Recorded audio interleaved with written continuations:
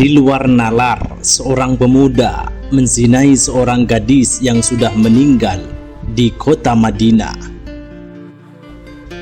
Dikisahkan, ada seorang pemuda Madinah yang pekerjaannya sebagai penggali kubur.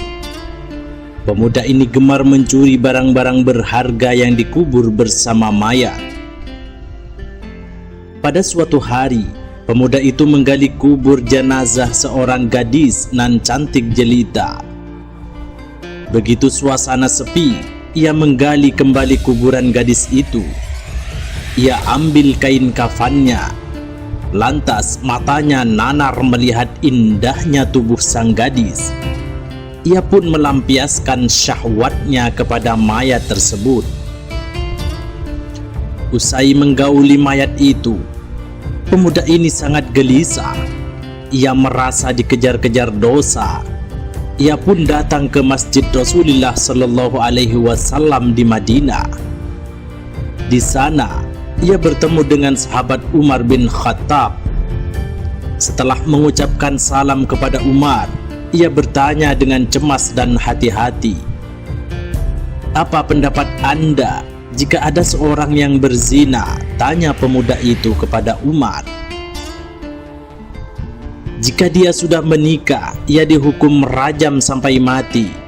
Jika ia belum pernah menikah, maka akan dicambuk 100 kali dan diusir dari kampung selama 1 tahun," jawab Umar. "Lalu bagaimana jika seseorang itu menzinai mayat dan ia belum menikah?" tanya pemuda itu. Umar lantas terdiam. Bulu kuduknya berdiri mendengar pertanyaan pemuda tersebut. "Sungguh keterlaluan. Saya tidak bisa membayangkan sebesar apa dosanya. Siapakah gerangan orang yang melakukan perbuatan keji seperti itu?" tanya Umar. "Saya sendiri, wahai Umar. Apakah Allah masih mau mengampuni perbuatanku?"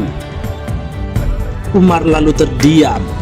Ia masuk ke dalam masjid dan menangis. Rasulullah yang berada di masjid heran melihat kondisi Umar yang demikian. Setelah mengucap salam, Rasulullah Shallallahu Alaihi Wasallam bertanya kepada Umar, apa yang membuat dirinya bersedih seperti itu? Umar menjawab, "Di luar saya menjumpai seorang pemuda yang membuat bulu kuduk saya berdiri, dan ia ingin bertobat dari dosanya." Rasulullah Shallallahu Alaihi Wasallam kemudian memerintahkan Umar bin Khattab untuk mengajak masuk pemuda tersebut.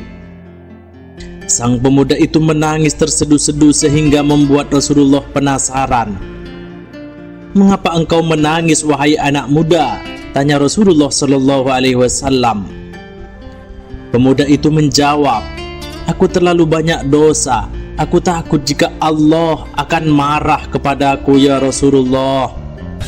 Rasulullah bertanya, "Apakah engkau telah menyekutukan Allah dengan sesuatu atau engkau membunuh orang yang tidak bersalah?" "Tidak, ya Rasulullah.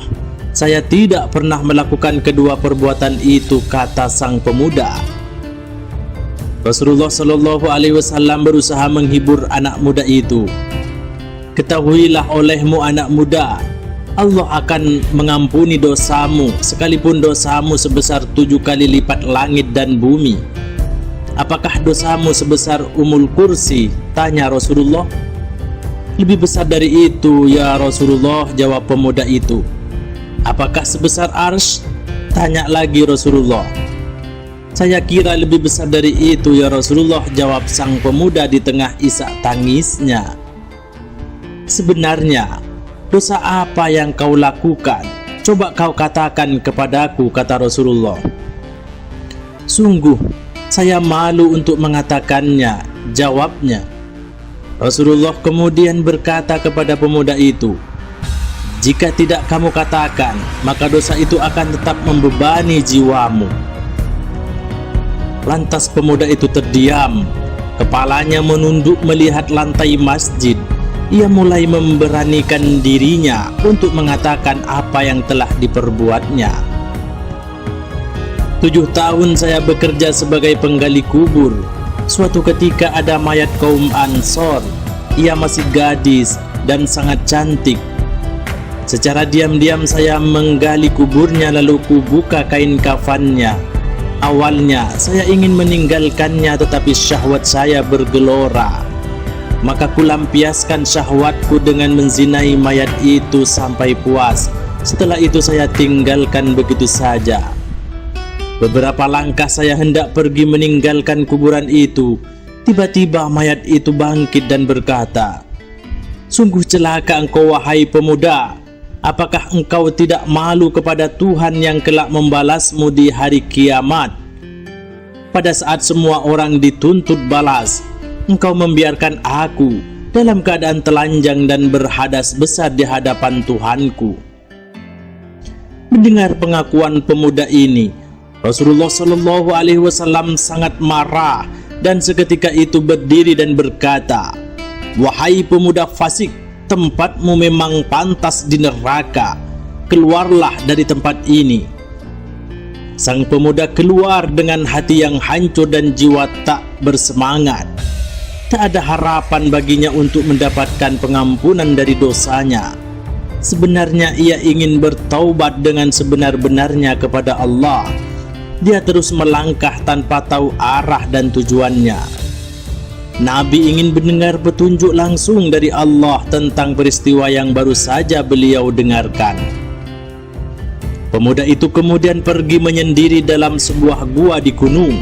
Di sana dia menangis, meminta ampunan kepada Allah. Pemuda itu bersumpah tak akan keluar dari gua sebelum Allah memaafkannya dan menyampaikan ampunannya itu lewat Rasulullah Sallallahu Alaihi Wasallam. Setelah 40 hari, tubuh dan wajah pemuda itu berubah drastis. Selama di dalam gua, dia hanya bertahan hidup dengan makanan yang dia temukan dalam gua. Ia berdoa, "Oh Tuhannya Nabi Muhammad, Tuhan Nabi Adam dan Hawa, jika aku telah Engkau ampuni, sampaikanlah kepada Nabi Muhammad dan para sahabatnya. Namun jika Engkau menolak tobatku ini, bakarlah aku di dunia dan bebaskan aku dari siksa di akhirat. Sungguh saya tidak akan sanggup menerima siksamu di akhirat kelak." Bersamaan dengan itu, Allah mengutus malaikat Jibril untuk menemui Rasulullah Sallallahu Alaihi Wasallam.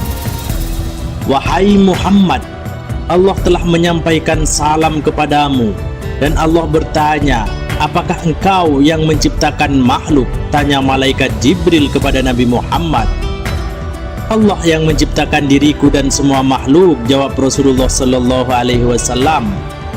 "Apakah engkau yang memberikan rezeki kepada mereka?" tanya lagi Jibril. "Tidak, hanya Allah yang mampu memberikan rezeki kepada makhluknya," jawab Rasulullah.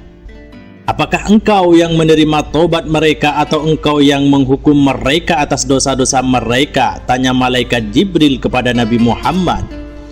"Maha suci Allah yang maha memberi pengampunan," jawab Rasulullah. "Wahai Muhammad, Allah berfirman, 'Maafkanlah hambaku karena aku telah mengampuninya,' kata malaikat Jibril. Lalu turunlah ayat, "Walladzina idza fa'alu fahisatan aw dzalamu anfusahum dzakarullaha fastaghfaru lidzunubihim wa may yaghfirudz dzunuba illallah wa lam yusirru ala ma fa'alu wa hum ya'lamun." Dan orang-orang yang apabila mengerjakan perbuatan keji atau menganiaya diri sendiri, mereka ingat akan Allah lalu memohon ampun terhadap dosa-dosa mereka, dan siapa lagi yang dapat mengampuni dosa selain daripada Allah?